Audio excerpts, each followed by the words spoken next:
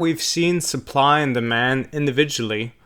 Let's look at putting them together and analyzing different changes in market equilibrium. So first off, we have to kind of understand why we have a situation of equilibrium with a specific supply and a specific demand. So if I look at this table here, at this schedule, I'll draw this out in a second, I can notice that there is a specific area where we will get to know as our market equilibrium, and that area is where supply is equal to demand.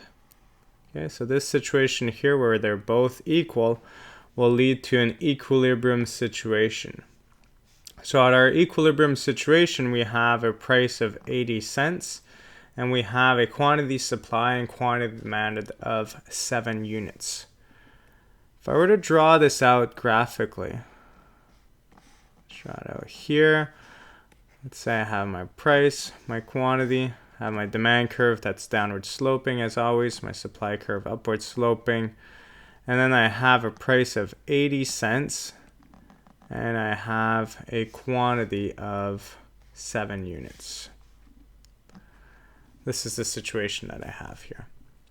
I say that this intersection point is an equilibrium. And the reason why I say it's an equilibrium is that a situation where the price would be set above or below would not be an equilibrium. So let's look at one of these. Now, what happens if the price is set at $1? Well, let's try to just change this color here. And let's say we had a price of $1. Well, what would happen in this situation here? Well, my quantity demanded at $1 is less than my quantity supplied. So if quantity demanded is smaller than quantity supplied, I have this situation where I have too much production, not enough consumption, which means that I would lead to a situation of a surplus. We could think that if producers keep on having a surplus of their product, you're trying to sell bread or something else, and you continuously produce more than what people demand, well, eventually you're going to start catching on and you're going to start either adjusting your production, but typically you're going to start dropping your price so that you could get rid of that excess surplus. So when you're up here, you have forces that are going to drive the price down and drive us closer to this equilibrium point where you would no longer have a surplus. Even when we're just slightly above here, we still have quantity supplied is greater than quantity demanded, so we're still accumulating a surplus, and it's going to drive down until we hit that point. So this tells us that a price above it will not be too stable. If I have a price below, let's say I have a price of 40 cents, well, then I have a situation where, and this time it's reversed. Switch the color once more. And this situation of 40 cents, now I'll have here, this will be my quantity supplied. Over here will be my quantity demanded in this specific case, because at this price here, we're going to be dealing with this quantity demanded here and this quantity supplied. So in between here, I have a situation where quantity supplied is smaller than quantity demanded. Why? Because at this 40 cents, this is my quantity supplied. This area here is smaller than my quantity demanded. What will this lead to? Well, if you have very low supply and a lot of people wanting it, it's as if a new product comes off the shelf and a lot of people want it, and there's just a limited amount of supply, it's going to lead to a situation of a shortage. And a situation of a shortage, typically you have this situation that goes on for a while, unless you're trying to create a shortage to create some hype around your product. Over time, if you're to sell bread or something else and you constantly have a shortage, well, different things that you could do, and one of them is simply say, well, a lot of people want to buy this product, not a lot of it is available, might as well charge a higher price for it. So one of the options here is to increase the price so that this starts closing this gap. And this is the other force. It's going to bring us towards the situation here just below it. Once again, we would still have a situation of shortage. Not every customer has access to the product. That wants the product has access to it. But when we get to this equilibrium point, we have a situation that at this specific price, there may be 1,000 units that people are willing to purchase and 1,000 units willing to be sold by suppliers. Therefore, we're in an equilibrium situation. Okay. So understanding this helps us understand why that intersection point is an equilibrium point. Now the next step is going to see how, as different news events may occur, how the price and quantity demanded or quantity exchanged of this good may change. Okay.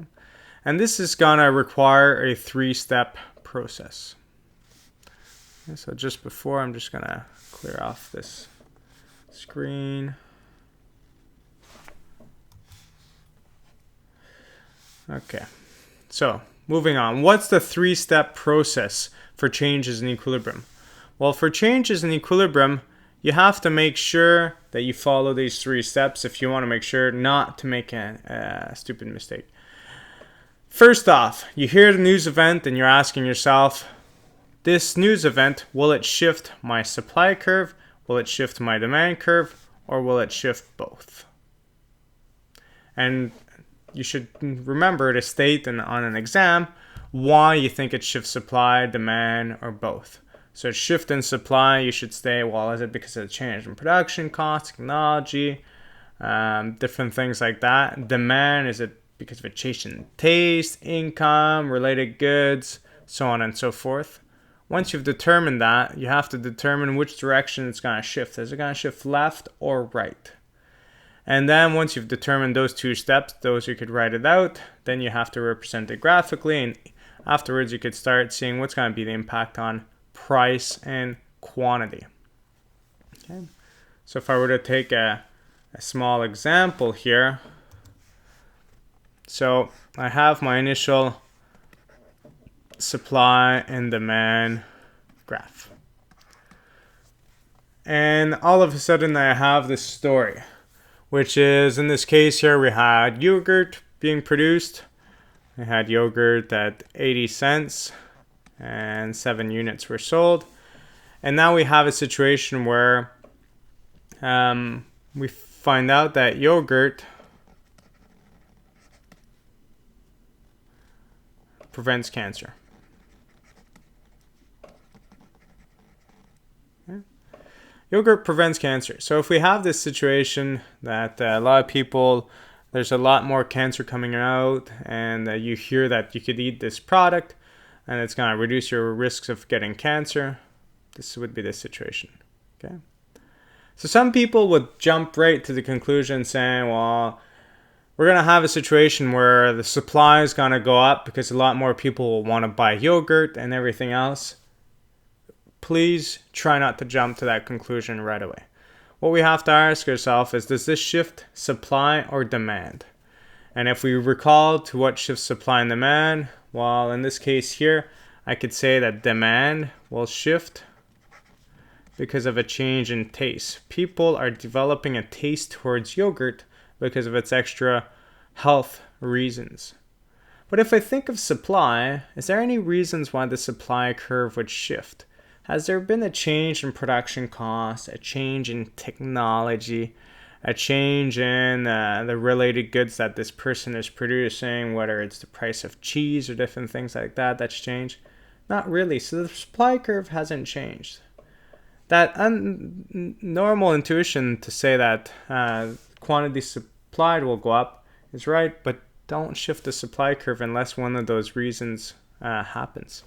So I've only illustrated in the first step. If I go back to my steps, first step, what shifts supply or demand? I've determined demand. And now it's time to determine the direction of the shift. So which direction would the demand go?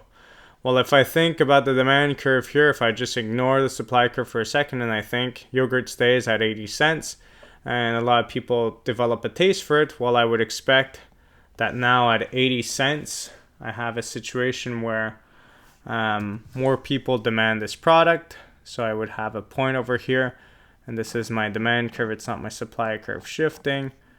So I have this situation where the demand curve has shifted right.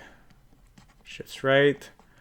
Or you could say that demand increases. Okay. This is my situation. This was my second step. And the third and last step is to notice what happens to quantity supplied and quantity demand. Here it's pretty simple because there's only one shift, but when there's multiple shifts, it depends on the extent of both shifts. So here, if I look at my price and if I look at my quantity, I see that the price has gone up. It's no longer 80 cents, it's more. And the quantity exchange has also gone up. So what's going to be the conclusion, what we expect the conclusion to be? Well, we expect yogurt to sell for more money than before, and for the quantity of yogurt to be sold on the Canadian or world markets to go up. Okay, so people that thought initially, I expect the supply of the producers to go up, they're right, but the supply curve has not changed. Here, once again, we're highlighting the difference between a change in supply and change in quantity supply. There is nothing that made the price to quantity supplied relationship change. We have a situation where those input costs, technology, and everything hasn't changed. So if you're willing to pay a higher price, quantity supplied will go up. And this is what happened. Due to this shift in supply curve, we now have a higher price, and because of this higher price, quantity supplied has gone up. We went from this point here to this point here where we have a higher quantity supplied, but nothing has shifted the supply curve. Okay?